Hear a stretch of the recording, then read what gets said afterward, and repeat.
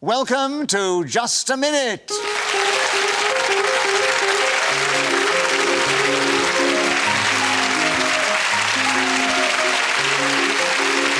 Hello, my name is Nicholas Parsons, and as the minute waltz fades away, it's my great pleasure to welcome you to this special edition of Just a Minute from BBC Television Centre.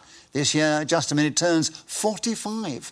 And as a special birthday treat, we've taken over your television screens. So without further ado, please welcome to the show four highly talented and charismatic performers. They are, seated on my right, Paul Merton and Shappi, Khorsandi, and seated on my left, Hugh Bonneville and Jason Manford. Please welcome all four of them.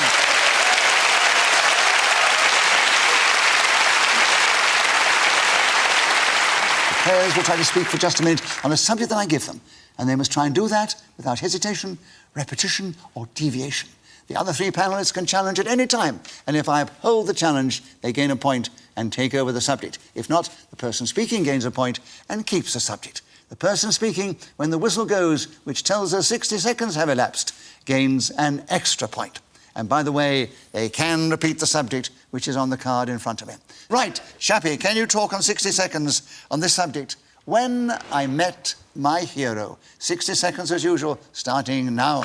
When I met my hero, Nicholas Parsons, it was on this very programme. I stammered a little, stuttered a lot, and like all good heroes, he was kind to me. He held my hand and said, "Don't worry, you'll be OK at this game, Shappi. Just try to talk for 60 seconds without hesitating, deviating or repeating stuff that you have said already." Also, like all heroes, he let me down a little bit. I soon found out he's not as tall as he appears to be. His name is not really Nicholas, but Balthazar. More chance. Repetition of Nicholas. Yeah, repetition of Nicholas. What height do you think I am, Shappi? Well, I'd never seen you stand up.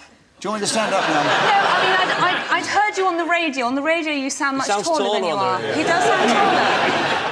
So, according to you, you have to be about 5'11" to be on the radio, do you?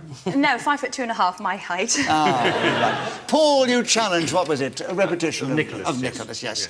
Well, we can't have too much repetition of that, can we, really? There's probably an upper limit. I said that, and I wish I hadn't, really, because it didn't get much of a reaction.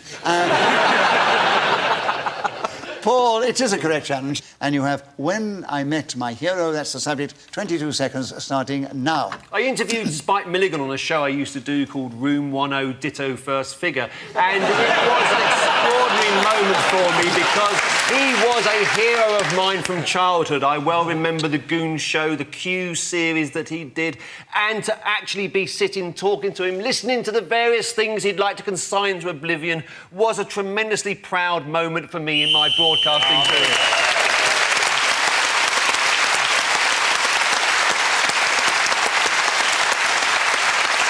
So, that's it before.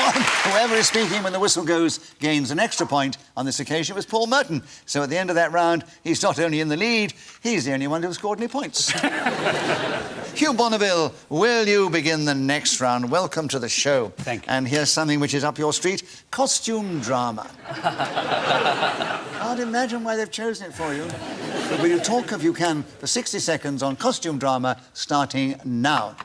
Picture, if you will, the scene of me starting out as a young spear bearer at one of our more prominent theatres. One night, I was performing in not a single play, but in fact two. So there I was in the dressing room, preparing to go... Hesitation. Well, no, it was... Was it? It was a hesitation. There were one or two others that let go, Hugh, but... They've been very kind. Come on, I'm a jam... moment when we all let that go, the first hesitation. Yes. What was the first one? He's a jam virgin, isn't he, Nicholas? I'm a jam virgin. He's a jam virgin. Yes, he's a jam virgin. He's a jam virgin. Yeah. But I think after the fourth one... I don't know what it means, though. No, Jason, we give it to you, because it was definitely a hesitation. And you have a point for that, of course. There are 42 seconds available. Costume drama... Better be good, son.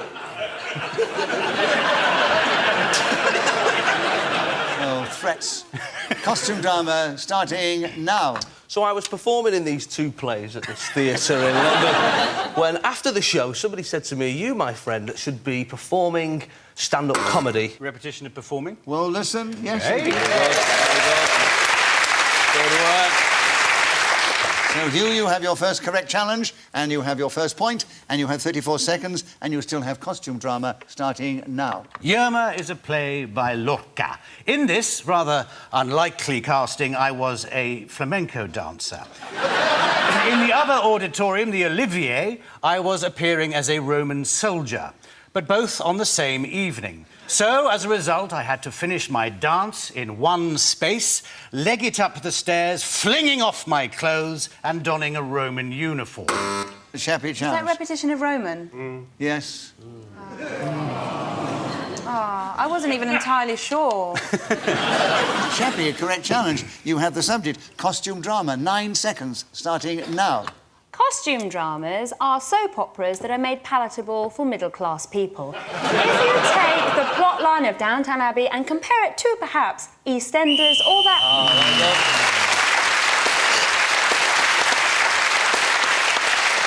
So, Shappi, Khorsandi was speaking then with the whistle when gained that extra point.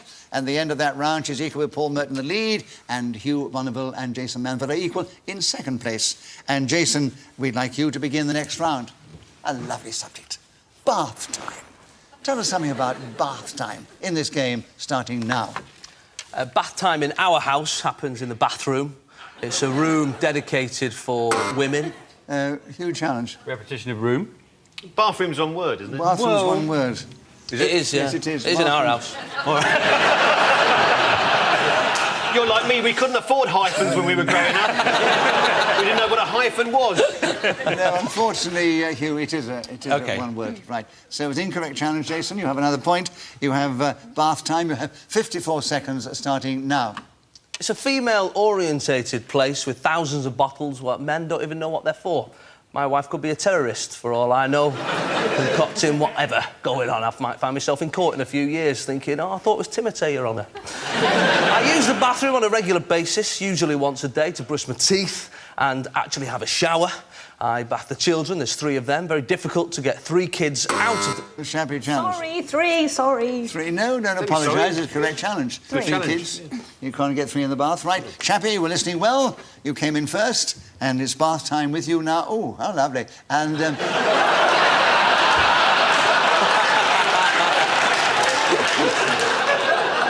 He normally has a nurse assist him. Oh, you wicked... I love your innocent remarks. They get more and more innocent every time I come on the show.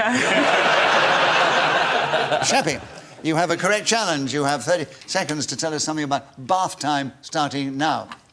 Bath times are a glorious time in my household. I love them. My son, however, I can't say he enjoys them as much as me because at 4 he has no defence against my singing. I subject him to all sorts of vocal atrocities while he lies helpless in the water safely. I like to croon to my son, rubber-ducky, you're the... Jason, Repetition of the word son. Yes. Earlier on, you talked about your son. You know, he's got such an amazing personality. I always think there's, like, more than one of him. It was a correct challenge, so you have a point for that. And you have... Oh, you've got in with only 4 seconds to go. Oh. And tonight's big prize... It's a caravan. 4 seconds, Jason. Tell us something about bath time starting now.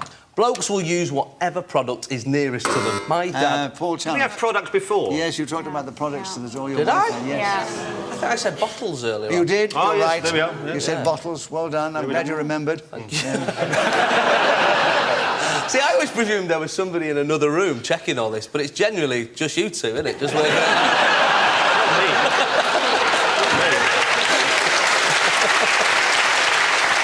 Okay. So it was bottles, right? You were well done. So you have an incorrect challenge, Jason. OK. Another point to you. And you've still got 2 seconds. Bath time starting now. Conditioner is one of those things that I've used...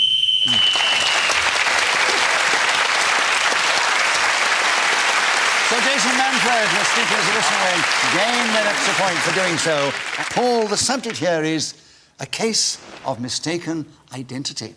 60 seconds as usual, starting now. It was about 15 years ago. I came back home after recording of Have I Got News For You, and my then wife said to me, somebody's phoned and says there's going to be 8 pages in the Daily Mirror tomorrow about your habit. I said, well, what are you referring to? And the account on Have I Got News For You, I've said that, she said just... Oh!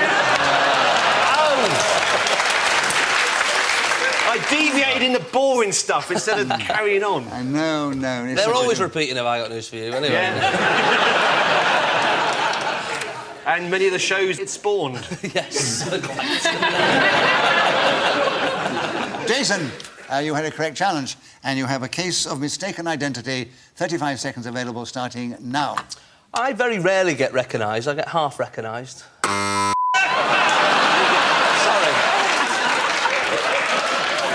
I think it's fully recognised.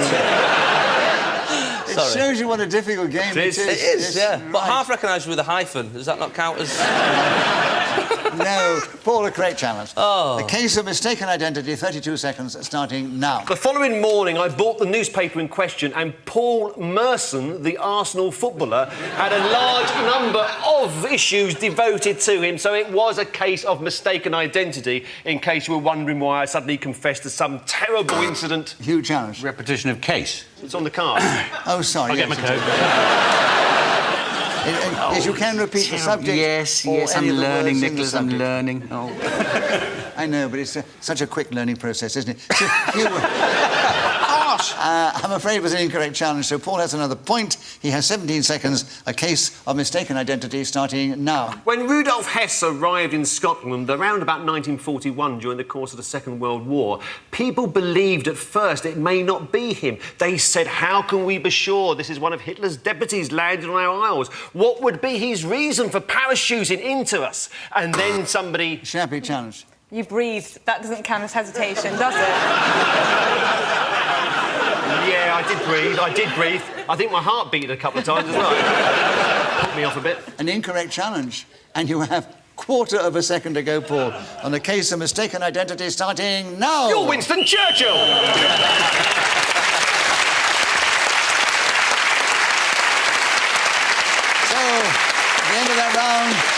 Paul Merton was speaking as a whistle gain. That extra point, he's now in the lead, just 2 ahead of Jason and 4 or 5 ahead of Shappi, Khorsandi, and a few more ahead of Hugh, Bonneville. Shappi, we're back with you to begin. And the subject now is keeping it real. Tell us something about that phrase in this game, starting now. Unless you're a pathological liar, I don't see any reason to not keep it real. But keeping it real has become common parlance, meaning being down to earth. It's a term celebrities often use to pretend that becoming a millionaire and living far away from where they grew up doesn't matter, and they're still happy to get on the bus if they really had to.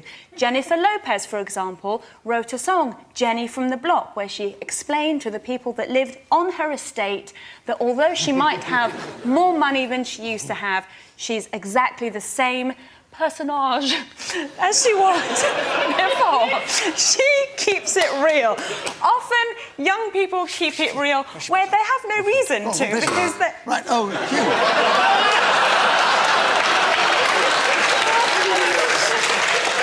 Hugh. You challenge, why? Because you told me to. It was repetition of... No, she deviated. She deviated. I made a paper plane, that's deviation. The personage, she said. Yes, personage. What, are you not allowed to use foreign sort of emphases? Not even sure that's foreign. It's foreign. It's an adulteration of English as we understand it. So that is deviation. OK, I couldn't agree more. That's exactly what I I'm glad you picked it up so quickly. I did. You're very good. I was hot on that. It's my second language, so... What, personage? No. I'm trying to get out of it. Hugh, you have another point. You have 13 seconds. Tell us something about keeping it real, starting now. The last time I was fishing, I had a particular reel in my bag that I thought was a fake one. And... Shappi, challenge. It's clearly not that kind of reel. That's a deviation. No, it can be whatever reel you like. Well, if we had to say, according to how things are spelt, you know, we'd be here all night. that real? Right. In this case, I apologise. Yes, right. Well, if I'd got to the end of the sentence, you might have discovered what I was going to say. Ah. You see? Oh. You see? You see? You're not in character now, Hugh.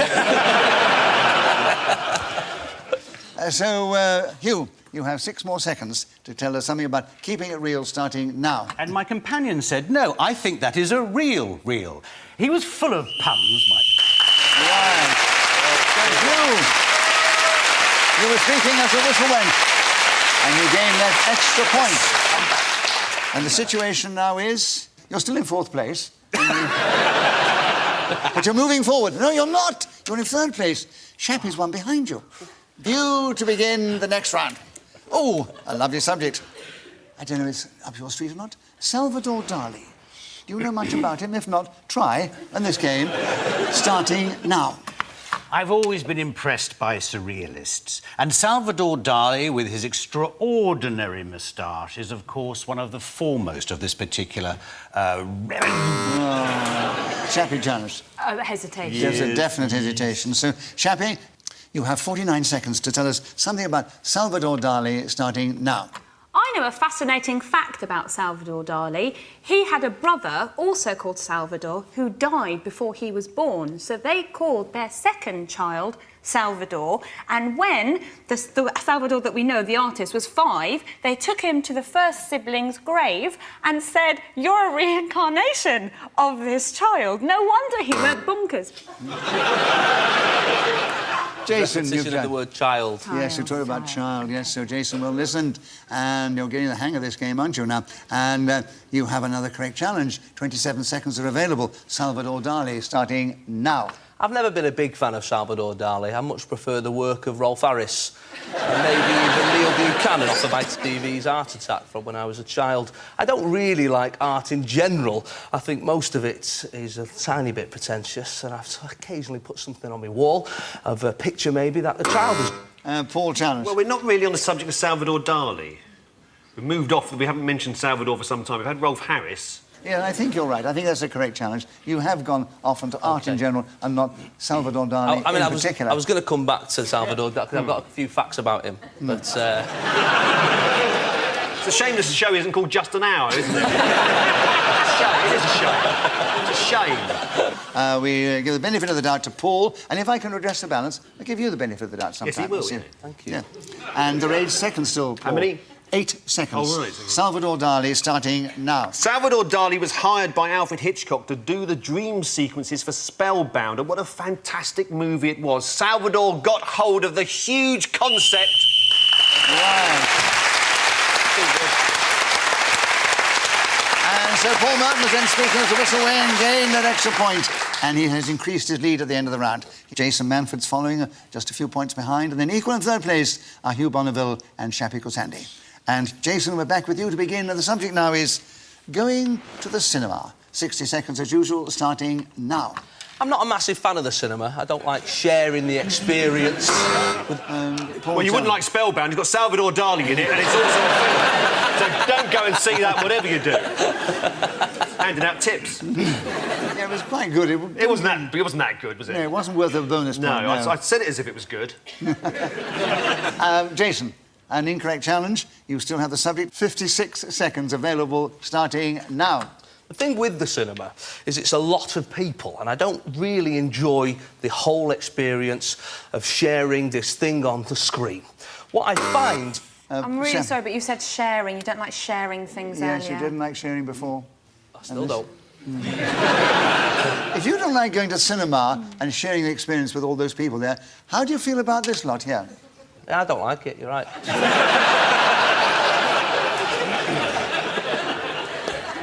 Shappi, you had a correct challenge. You have the subject of going to the cinema. 46 seconds starting now. I don't like going to the cinema because it makes me into the type of person that I don't wish to be. I become the person that hates tall people. Hugh, you challenged. Repetition of person? Yeah, well listened to. Yes. I'm really into persons this evening. Yes, a repetition of person, well listened to you, and you have 36 seconds. You tell us something about going to the cinema, starting now. One of my earliest memories of going to the cinema was the ABC in Lewisham, on the high road there. And this particular occasion, there was a James Bond film, and I was always fascinated by this particular brand of movie.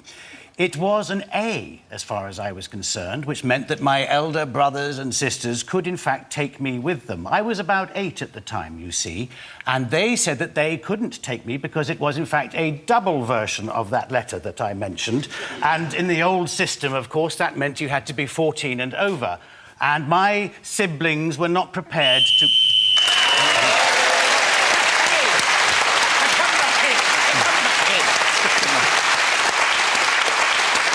So Hugh Bonneville kept going till the whistle went, gained that extra point.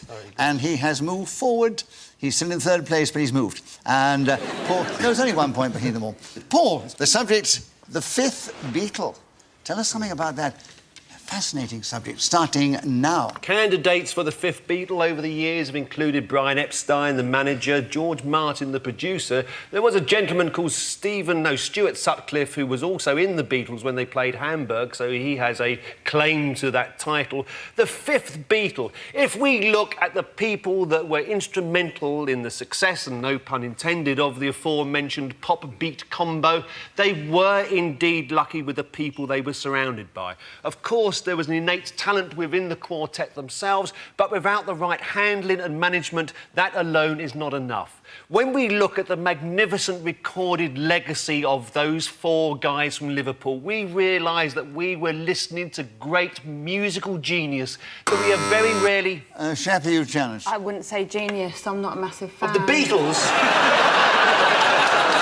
Oh. Wow. You're not touring Liverpool anytime soon, are you? I didn't realise it was a controversial stance to take, that the Beatles were quite good at pop songs. No, I think everybody would accept the Beatles. I mean, they are. I'm not saying I don't accept them. I'm not saying that they should be struck off history, but it's just the way Paul was saying their genius, I felt like he was speaking for everyone in the room, and I just wanted to say that I enjoy bopping to them in my kitchen, but I don't think they were genii. I think there's a long, involved and rather ridiculous explanation of why you challenged. So, Shappi, Paul had an incorrect challenge. He keeps the subject, the 5th Beatle. 15 seconds, Paul, starting now. If we look at the legacy of that group... yes, Jason. Repetition of legacy. You had the legacy before, Yeah, it's a long time ago, I couldn't remember. So, Jason, a correct challenge, 13 seconds still available. The 5th Beatle, starting now. John, Paul, Ringo, George, they were the 4. Who is the 5th Beatle? Pete, Michael, Johnny, Phil... Paul challenge. Who was Michael? Michael, he was like he was a neighbour of John Lennon's. He was a roadie. Wasn't he a roadie? It wasn't Michael, anyway. I know it wasn't. No, Right. It wasn't Michael. No. Paul, you have another point, and you have 3 seconds to go on the 5th Beatle, starting now. What a load of rubbish. They couldn't write a decent hit between them. I don't know why people listen to the Beatles. They're nonsense.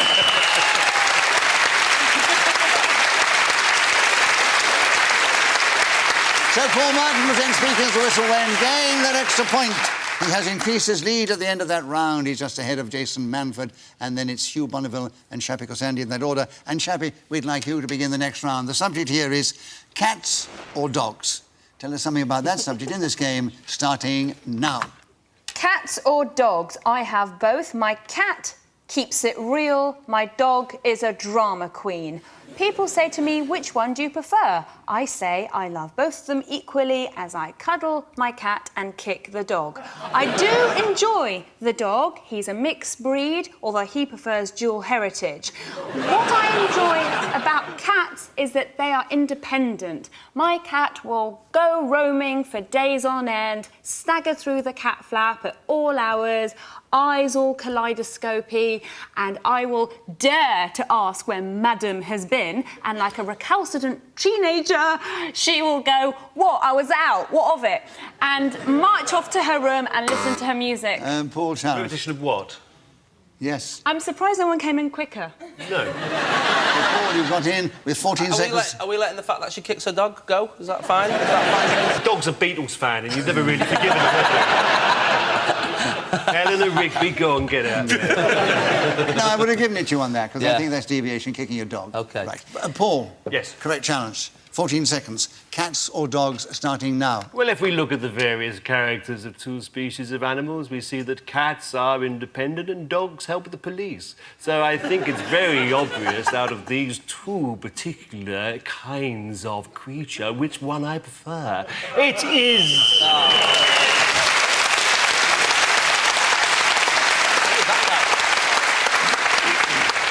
We enjoy it when you slip into one of your character voices. Yes, it Paul. worried me. I don't know what to do that sounded like. It sounded a little bit like Alec Guinness. Yes.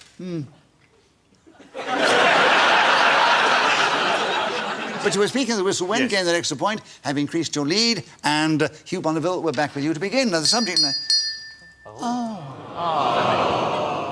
It's a little bell which tells me we have time for only one more round.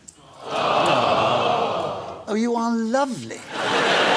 Right, one more round. Let me give you the situation as we go into the final round. Paul Merton is still in the lead. He's about 4 or 5 points ahead of Jason Manford, who's in a very strong second place. Then it's Hugh Bonneville and Shappi Khorsandi in that order. And Hugh Bonneville, we're back with you to begin. And the subject is the local pub.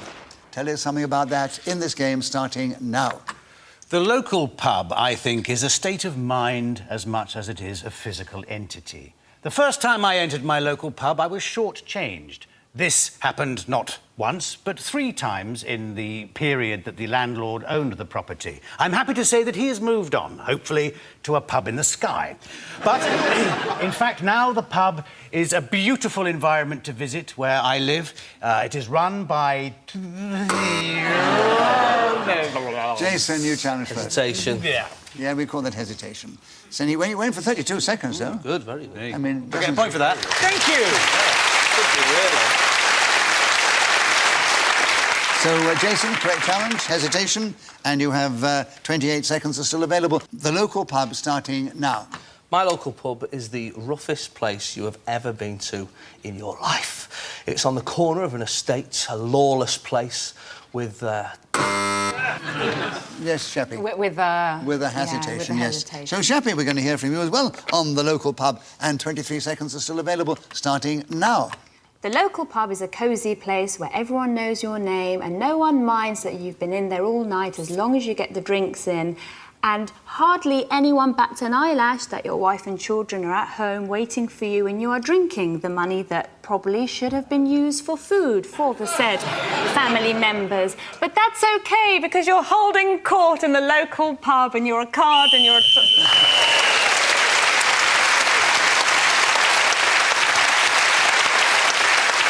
So, Shappi Khorsandi was then speaking as the whistle went and brought this show to a wonderful climax in great style and panache.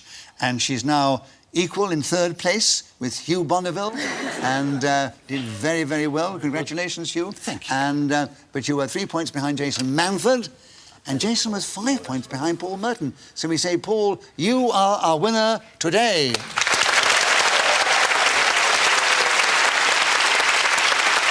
So it only remains for me to say thank you. A final thank you to these 4 fine players of the game. And it's goodbye from this delightful audience here at the Television Centre. It's goodbye from me, Nicholas Parsons. Do join us the next time we play Just a Minute. Yes.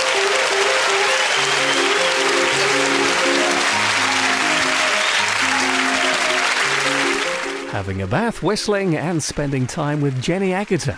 Not at the same time, Ed Reardon's Actually Happy. It won't last, on Radio 4 now. Next year on BBC 2, a firm of solicitors lay down the law. The eggheads follow in a moment.